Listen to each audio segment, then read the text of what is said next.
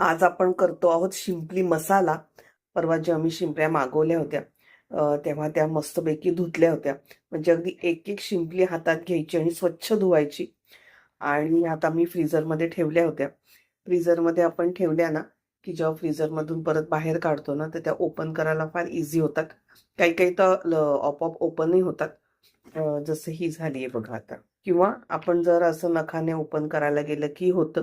किंवा मग वेळेवर बसून आपल्याला त्या ओपन करायला लागतात किंवा काही काही जण गरम पाण्यात सोडतात किंवा ते आपोआप ओपन होतात. ही शिंपली आता साफ करताना हा जो गर आहे तो एका शिंपलीत ठेवणार. एक शिंपली काढून टाकणार. इथे जरा माती किंवा कचकच असते ती काढून घ्यायची व्यवस्थित. आणि याचं जे पाणी निघणार ना तर ते फेकायचं नाही, ते पण गाळून वापरायचं. गाळून वापरायचं कारण मग त्याच्यात परत ती माती किंवा कचकच नको यासाठी. आणि छान भरलेले आहेत बघा. आता या मी सगळ्या ओपन करून घेते आणि मग आज आपण बनवतो आहोत शिंपली मसाला. शिंपल्या आपण खरेदी करतो ना तेव्हा बंद शिंपल्या खरेदी करायच्या.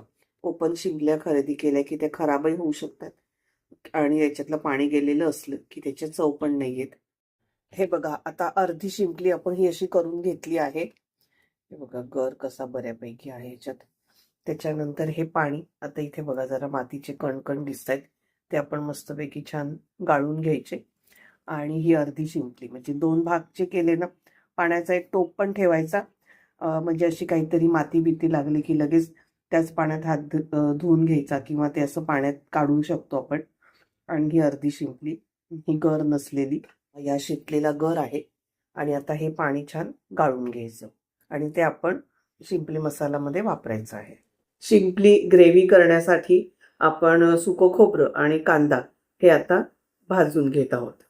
भाजलेलं खोबरं आणि कांदा आता थंड झालेला आहे. आता आपण वाटप करणार.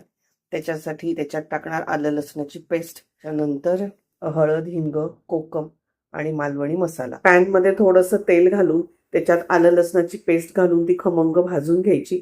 आणि तेल घालताना लक्षात ठेवायचं कारण आपण ऑलरेडी खोबरं भाजताना थोडंफार तेल ॲड केलंय म्हणताना बेताने वापरायचं.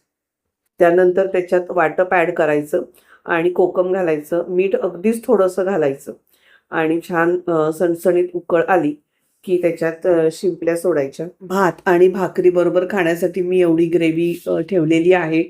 तुम्हाला जर अजून याच्यापेक्षा सुकं हवं तर तुम्ही तसंही करू शकतात. टेस्टी असं शिंपली मसाला किंवा शिंपली ग्रेव्ही आता रेडी टू ईट.